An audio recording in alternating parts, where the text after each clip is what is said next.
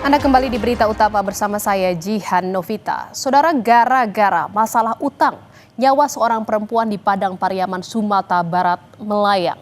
Tragisnya, korban dibunuh dan dimutilasi oleh temannya sendiri. Namun yang lebih mengejutkan, pembunuhan disertai mutilasi ini justru mengungkap tabir gelap dari pelaku mutilasi. Terungkap, korban pelaku tak hanya satu. Pelaku ternyata pernah membunuh 2 korban lain pada tahun 2024. Lalu apa yang melatar belakangi pelaku yang bernama Satria Juhanda alias Wanda menghabisi nyawa lebih dari 1 orang ini?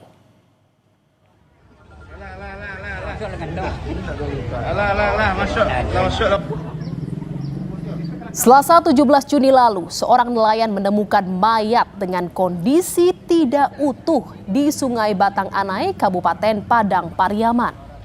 Mayat tersebut berada di tepi aliran sungai tidak jauh dari kapal nelayan. Penemuan itu menggegerkan warga setempat. Diduga mayat tersebut merupakan korban mutilasi.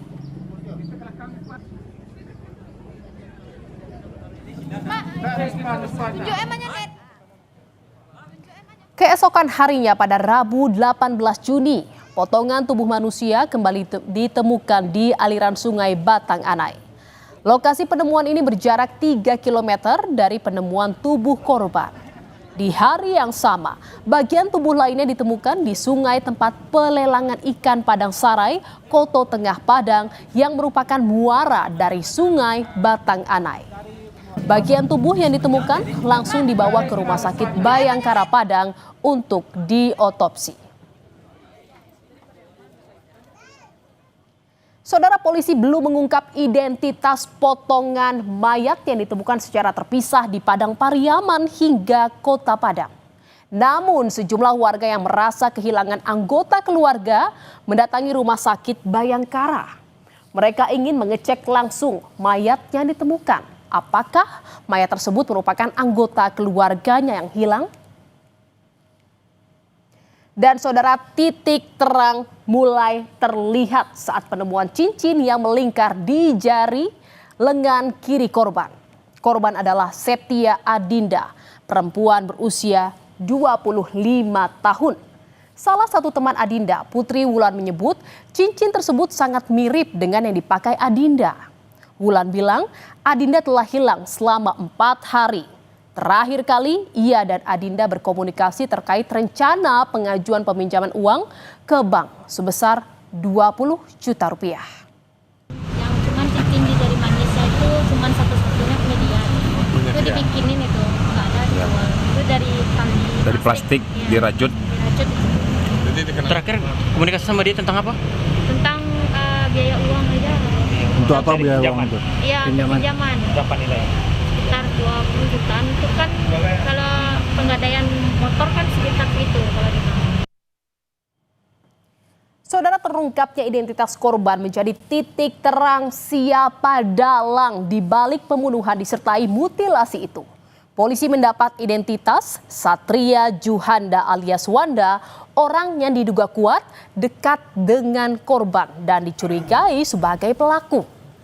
Pelaku yang merupakan teman korban ditangkap di rumahnya di Jorong Lakwak, Nagari Sungai Buluah, Kecamatan Batang Anai, Padang Pariaman. Pelaku membunuh dan memutilasi korban di sebuah perkebunan di Korong Kapalo Banda, Nagari Sungai Buluah Timur, Kecamatan Batang Anai pada Minggu sore lalu. Saudara, utang piutang menjadi motif di balik kasus mutilasi seorang perempuan yang bagian tubuhnya dibuang secara terpisah di aliran sungai Batang Anai. Korban meminjam uang kepada pelaku senilai 3,5 juta rupiah. Namun saat ditagih, korban tidak mampu membayar utang tersebut. Itulah yang melatar belakangi Wanda membunuh dan memutilasi temannya sendiri. Melakukan penyelidikan dan ditemukan nama yang diduga kuat itu dekat dengan korban. Dari situ bergerak mencari sekaligus menyelidiki di mana posisi pelaku ini. Sakit hati karena ada pinjaman yang belum dibayarkan dari korban. Jadi korban pinjam uang kepada pelaku sejumlah 3.500 dan belum dibayarkan. Sehingga dilakukan penagihan saat itu. Saudara, dari pembunuhan ini, fakta lain pun terungkap. Septia Adinda bukanlah satu-satunya korban. Kepada polisi, pelaku Wanda mengaku telah membunuh 2 perempuan lainnya 1,5 tahun lalu. Keduanya merupakan mahasiswi bernama Siska Oktavia Rusdi dan Adek Gustiana yang masing-masing berusia 23 tahun dan 24 tahun. Saat itu Siska berstatus sebagai kekasih pelaku dan Adek merupakan sahabat Siska.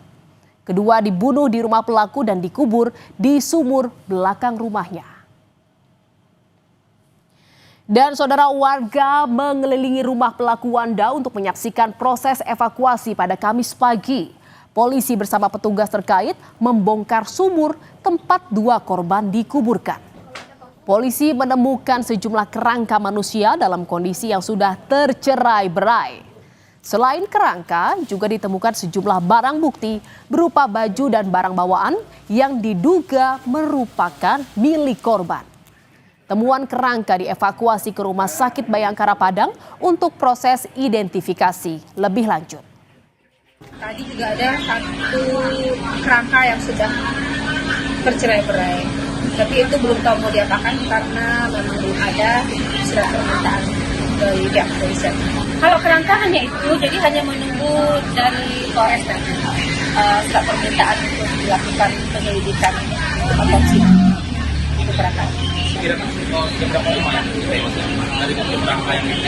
Oh, nanti dari dalam proses itu.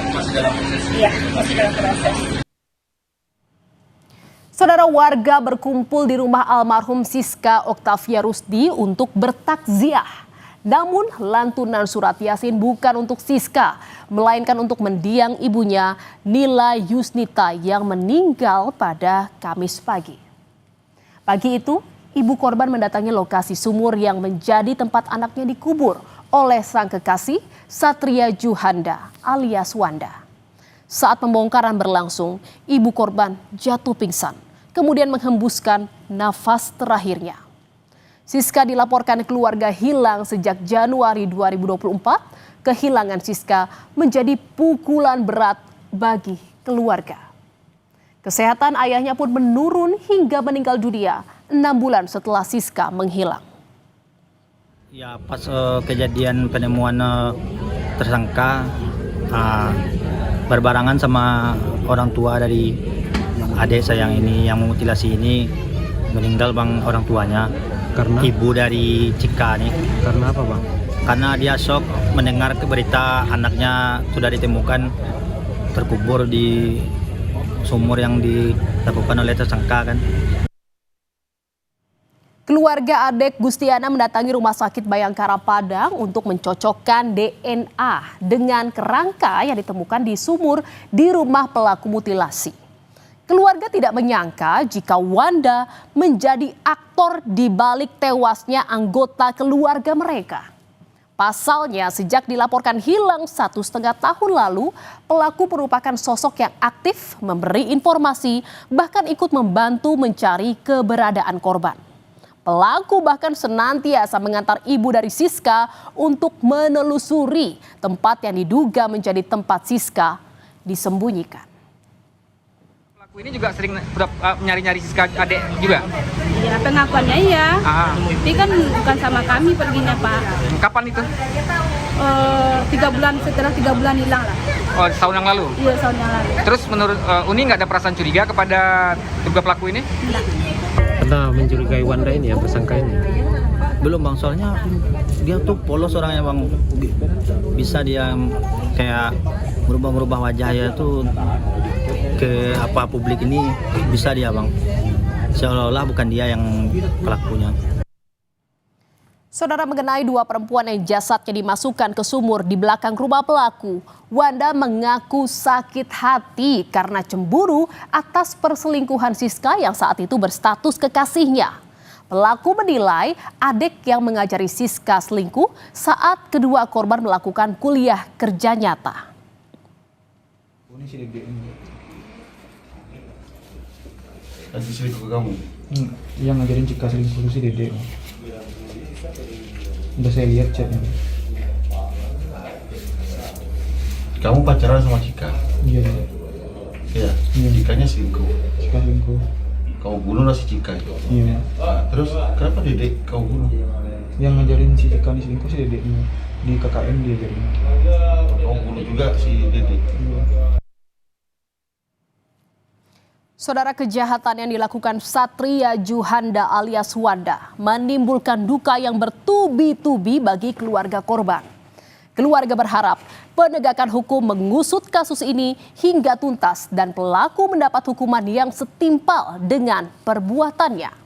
Ingat, tidak ada kejahatan yang sempurna. Setiap tindak kejahatan, tidak peduli direncanakan dengan hati-hati, pasti akan meninggalkan jejak dan petunjuk yang akan mengungkap pelakunya.